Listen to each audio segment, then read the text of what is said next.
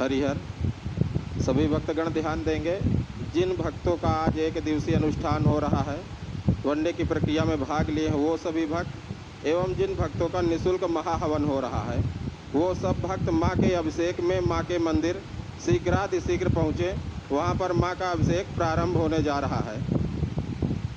जिन भक्तों का आज एक दिवसीय अनुष्ठान चल रहा है, वनडे की प्रक्रिया में भाग लिए वो सभी भक्त एवं जिन भक्तों का आज निःशुल्क महाहवन हुआ है, ये सभी भक्त माँ के दरबार में शीघ्रातिशीघ्र पहुँच जाएं।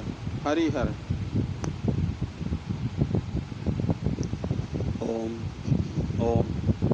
बोलिए सद्गुरुदेव भगवान की, गुरु माता की, भगवान भोलेनाथ की, माता कामाख्या की, सभी संतों की, गौ माता की। बोलिए सच्चे दरबार की, करौली शंकर महादेव धाम की, गंगा मैया की। हर हर महादेव।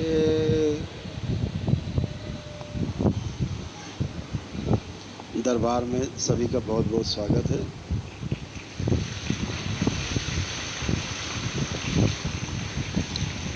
आज अमावस्या के इस विशेष पर्व पर, इस पावन पर्व पर आज आपके पितरों की मुक्ति होनी है और आप सब सौभाग्यशाली हैं कि भगीरथ की तरह आपको भी पुण्य प्राप्त हुआ है अपने पितरों की मुक्ति कराने का।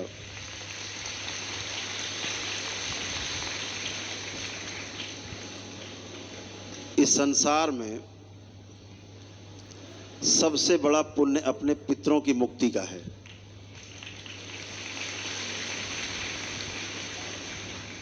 ध्यान रखो, अगर पितृ की मुक्ति नहीं तो जीते जी आपकी समस्याओं से, रोगों से, कष्टों से, शोक से मुक्ति नहीं, और मर जाने के बाद भी मुक्ति नहीं, प्रेत योनि में ही रहते। तो आपके पितरों की मुक्ति जो आज होने जा रही है, तो आज का दिन बहुत ही परम सौभाग्यशाली आप सबके लिए, क्योंकि वो आपके कष्ट और रोग साथ लेके जा रहे हैं। आज के इस पावन दिवस पर तमाम पितृ लाखों की संख्या में बाट जोह रहे हैं और विश्व के कोने कोने से जहाँ जहाँ धर्म स्थान है,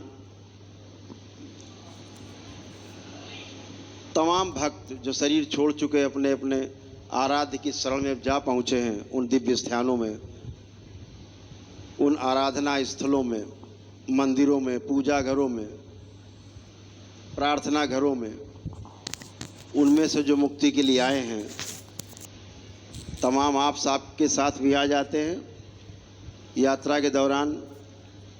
तो सबसे पहले उनकी मुक्ति होगी जो अपने अपने आराध्य स्थल से यहाँ मुक्ति के लिए आए हैं। उसके पश्चात फिर आपके पितरों की मुक्ति होगी।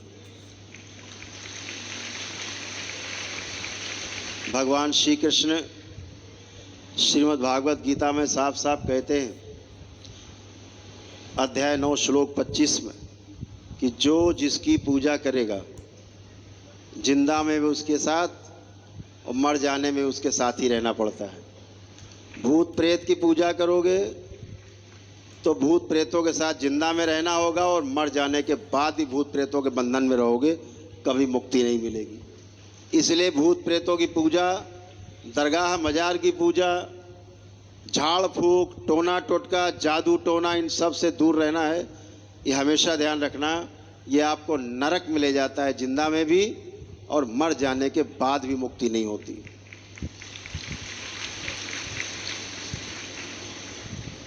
अपने ईश्वर से बढ़ के कोई नहीं।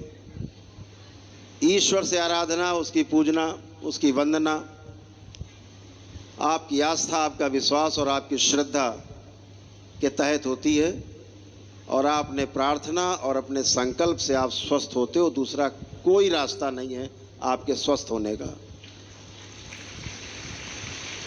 इस दरबार में इसीलिए आपको हमेशा सिखाया जाता है कि टोना टोटका से, जादू टोना से, छूमंतर से, झाड़ फूक से हमेशा दूर रहना है। इसीलिए भगवान भोलेनाथ और माँ की शरण में आप हैं, बाबा और माँ की शरण में हैं जो पूर्ण गुरु हैं, और आप अपने कष्टों से मुक्त होते हो, पितृ अपने बंधन से मुक्त होते हैं, प्रेत योनि से मुक्त होते हैं, और 84 लाख योनियों के चक्र में पुनः से जाते हैं और अपने अपने कर्मों के अनुसार जन्म लेते हैं और पुनः अपनी मुक्ति का रास्ता खोजते हैं, अपने गुरु की तलाश करते हैं जन्मों जन्मों तक। तो आप सभी को जैसे भगवान श्री कृष्ण ने कहा उसको समझना चाहिए कि भूत प्रेत की पूजा करोगे तो भूत प्रेत के साथ जिंदा में भी, मर जाने के बाद भी उनके बंधन में रहोगे। पितरों की पूजा करोगे, पितर जैसे कष्ट में रहें, आप जिंदा में उन्हीं कष्टों में रहोगे, मर जाने के बाद ही पितरों के बंधन में रहोगे। मुक्ति का कोई उपाय नहीं। देवी देवताओं की आराधना पूजा करोगे इस जीवन काल में, शरीर यात्रा में, तो देवी देवताओं का साथ पूरे जीवन मिलेगा, जिंदा में भी, मर जाने के बाद भी देवी देवता ही प्राप्त होते हैं, उनका साथ प्राप्त होता है। आपको होश रहता है, बेहोशी में मृत्यु नहीं होती है। और यदि सीधे सीधे ईश्वर की आराधना करते हो तो स्वयं ईश्वर प्राप्त होते हो। आप 84 लाख योनियों के जन्म मरण के बंधन से मुक्त होते हो। सीधा भगवान श्री कृष्ण कहते हैं, इसको ध्यान रखना। तो आज आपके तमाम पितृ मुक्ति के लिए बाट जोड़ रहे हैं। इनके जाते ही आप तमाम संकटों से, बाधाओं से मुक्ति पाते हो। इनके रहते किसी भी प्रकार के कष्टों से मुक्ति असंभव है, कभी नहीं हो सकती। इसलिए दरबार में सबसे पहले पितृ मुक्ति, उसके बाद रोग और शोक मुक्ति होती है। फिर ध्यान और साधना के कार्यक्रम में आप आते हैं, बाबा से दीक्षा लेते हैं, तब आप ध्यान और साधना कर पाते हैं। नहीं तो पीछे हजारों लोगों की भीड़ रहती है आपके, कोई ध्यान साधना ना करने देता है, ना करता था, ना करने देगा, कभी नहीं कर सकते। झूठ मूठ का आपको सर्कस कराता रहेगा। इसीलिए तमाम ध्यान साधना करने वाले लोग इल्यूजन में जीते हैं। भगवान दिख गए, देवी देवता दिख गए, सब नाटक, नकली नाटक, एकदम नाटक। अगर भगवान देवी देवता साथ है तो आपको कष्ट नहीं होना चाहिए, रोग आपको नहीं होना चाहिए। यही प्रमाण है, ध्यान रखो। कोई आपको बहलाए कि तुम्हारे ऊपर भगवान की बड़ी कृपा है, गुरु की बड़ी कृपा है, लेकिन कष्टों में मरे जा रहे हैं, बोल देना मुंह पे, तुम झूठे नंबर 1 हो, झुट्टे हो, हमें बहला नहीं सकते। गुरु की कृपा का मतलब, ईश्वर की कृपा के मतलब रोग और शोक से मुक्ति। अगर नहीं है तो रोग और शोक से मुक्ति नहीं है तो समझ लीजिए ईश्वर की गुरु कृपा नहीं है, सब नकली है, सब नकली नाटक है, कुछ नहीं है। खुला चैलेंज है, एकदम खुला। किसी को अच्छा लगे बुरा लगे, खुला बिल्कुल चैलेंज है। अगर गुरु में शक्ति नहीं कि अपने शिष्य के कष्ट दूर कर सके, वो गुरु कहलाने का अधिकारी नहीं संसार में।